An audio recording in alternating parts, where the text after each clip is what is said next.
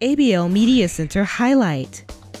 At this time, I'm going to ask the 20 African-American First Ladies of Atlanta, who represent many of first achievements for African-American women in the city and the country, to come forward.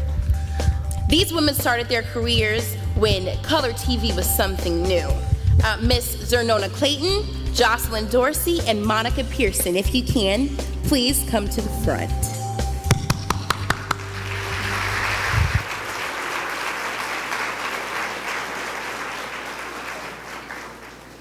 Yes, when these women started, you didn't necessarily see a rainbow of skin tones when you tuned in to watch the news or any other locally produced programs then. That changed in June of 1967 when WAGA-TV, now Fox 5 Atlanta, hired Zernona Clayton to host the daily primetime talk show. She was the first black woman in the South to have her own program, and it gained so much popularity that the station had to change its name to the Zernona Clayton Show. Thank you so much for all that you do, Ms. Zernona Clayton.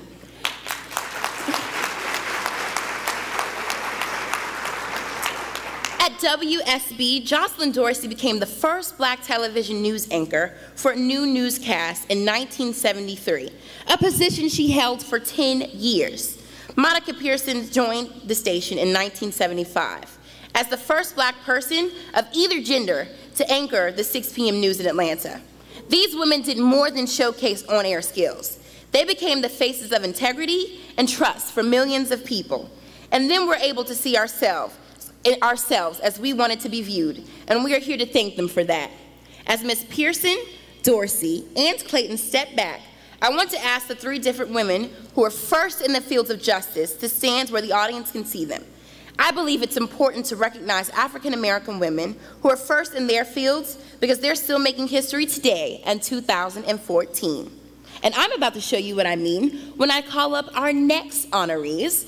If the Honorable Thelma Wyatt Cummings, Leah Ward Sears, and Patrice Perkins Hooker can please step to the front line.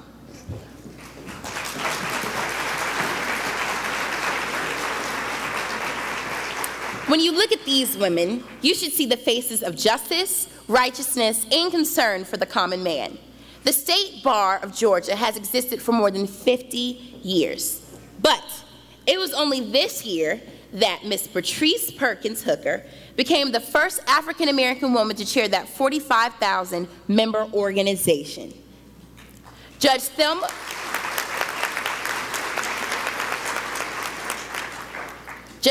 Wyatt Cummings Moore is the first woman to serve as the Chief Judge of the Fulton County Superior Court, and she's also the first black person to serve on the state of Georgia. But it's her personnel legacy that propelled her into law. The Ku Klux Klan burned her family's house to the ground. She vowed then to become what she is today, to balance the wheels of fairness. And also, the Honorable Judge Leah Ward Sears, she showcased the true power of a black woman's mind when she became the first black female Chief Georgia Supreme Court Justice. She also became the first black woman to hold a Chief Justice position in the entire country. When Georgia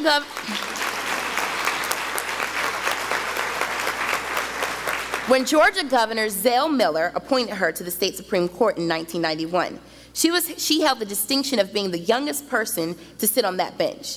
Please applaud the dedication and accomplishment these women represent as they step back.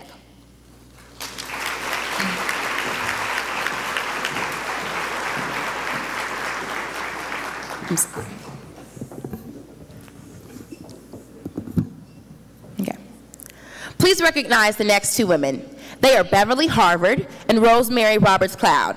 These ladies take front and center stage as tried and true public servants.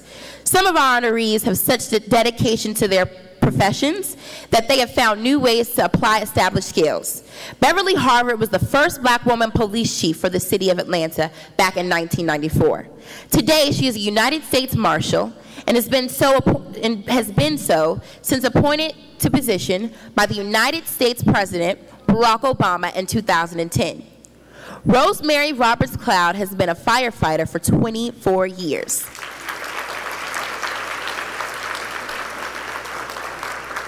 But when she became responsible for managing the fire stations and their personnel in East Point, she also became the first black female fire chief in the United States. We applaud you both.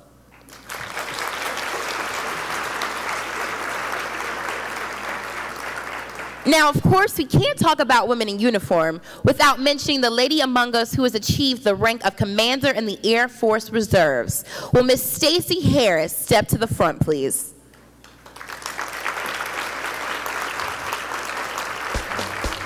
Miss Stacey joined the reserves in 1991.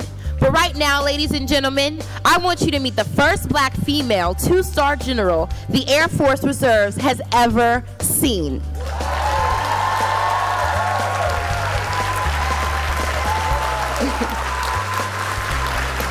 This is a commander.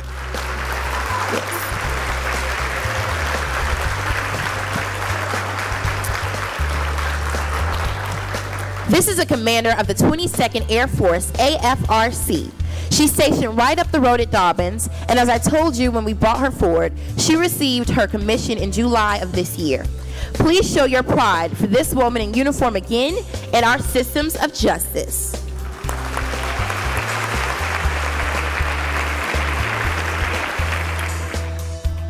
Thank you for watching this ABL Media Center highlight. Please return often as we are continually updating our ABL Media Center showcase.